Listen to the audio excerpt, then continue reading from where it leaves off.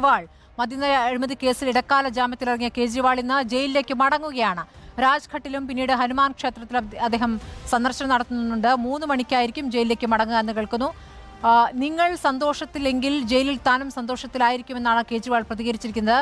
ശരത്, ഇപ്പോൾ ഈ exit poll ഫലങ്ങളോടുള്ള കൃത്യമായ പ്രതികരണം കേജ്രിവാളിൽ നിന്ന് വന്നിട്ടുണ്ടോ?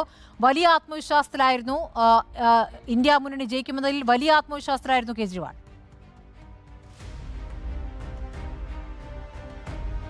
കേജ്രിവാൾ എക്സിറ്റ് പോൾ ഫലങ്ങളോട് പ്രതികരിച്ചിട്ടില്ല. ഒരുപക്ഷേ ഇന്ന് ജയിലിലേക്ക് മടങ്ങുന്നതിന് മുൻപ് പാർട്ടി ആസ്ഥാനത്ത് വെച്ച് മാധ്യമങ്ങളോട് പ്രതികരിക്കാനുള്ള സാധ്യതയുണ്ട്. ആ ഘട്ടത്തിൽ അദ്ദേഹത്തിൻ്റെ പ്രതികരണം ലഭ്യമാകും എക്സിറ്റ് പോൾ ഫലം സംബന്ധിച്ച് എന്നാണ് കരുതുന്നത്.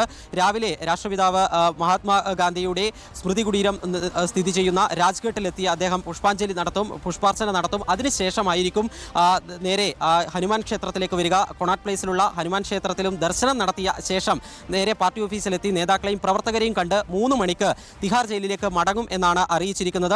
താൻ ജയിലിലേക്ക് പോകേണ്ടി വന്നാലും ദില്ലി സർക്കാർ ജനങ്ങളുടെ കാര്യത്തിൽ ഏറ്റവും ശ്രദ്ധയോടുകൂടി ഭരണപരമായ കാര്യങ്ങൾ നിർവഹിക്കുമെന്നുള്ള ഉറപ്പ് കഴിഞ്ഞ ദിവസം വീഡിയോ സന്ദേശത്തിൽ അദ്ദേഹം നൽകിയിരുന്നു. ഇന്ന് ഏറ്റവും ഒടുവിൽ എക്സിലെ ഒരു പ്രതികരണത്തിലും അതേ കാര്യം അദ്ദേഹം ആവർത്തിക്കുകയും ചെയ്യുന്നു. ഇന്ന് അദ്ദേഹം ജയിലിലേക്ക് മടങ്ങിയാലും 5-ാം തീയതി ഇടക്കാല ജാമ്യം അനുവദിക്കണമെന്ന ആവശ്യത്തിൽ കോടതി ഉത്തരവ് പറയാൻ വേണ്ടി പോകുന്നുണ്ട്. ആ ഉത്തരവ് അനുകൂലമാകണമെങ്കിൽ കേജ്രിവാളിന് 7 ദിവസം കൂടി ഇടക്കാല ജാമ്യം ലഭിക്കും. അത് ആരോഗ്യ പരിശോധനകൾ നടത്തുന്നതിന് വേണ്ടിയാണ്. ഗുരുതരമായ ആരോഗ്യ പ്രശ്നങ്ങൾ നേരിടുന്നുണ്ട്.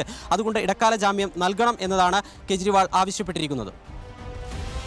ഓക്കെ, ശരത് കെ ശശിയാണ് നമുക്കൊപ്പം ചേർന്നത്. ഡൽഹിയിൽ നിന്നും കൂടുതൽ വിവരങ്ങൾ നൽകിയിരുന്നു. 3 പ്രധാനപ്പെട്ട കാര്യങ്ങളാണ് ഇപ്പോൾ ഡൽഹി സാക്ഷ്യം വഹിക്കുന്നത്. ഒന്ന്, അരവിന്ദ് കെജ്രിവാൾ ഹനുമാൻ ക്ഷേത്രത്തിൽ ഹനുമാൻ മന്ദിറിൽ പ്രാർത്ഥന അർപ്പിച്ചതിന് ശേഷം ജയിലിലേക്ക് മടങ്ങുന്നു എന്നുള്ളത്. ഖാർഗെ കോൺഗ്രസ് സ്ഥാനാർത്ഥികളുടെ ഓൺലൈൻ യോഗം വിളിച്ചിരിക്കുന്നു. ഒപ്പം പ്രധാനമന്ത്രി നരേന്ദ്രമോദി 7 പ്രധാനപ്പെട്ട യോഗങ്ങളിൽ പങ്കെടുക്കുന്നു. 7 പ്രധാനപ്പെട്ടതിൽ 100 ദിന കർമ്മ പരിപാടി.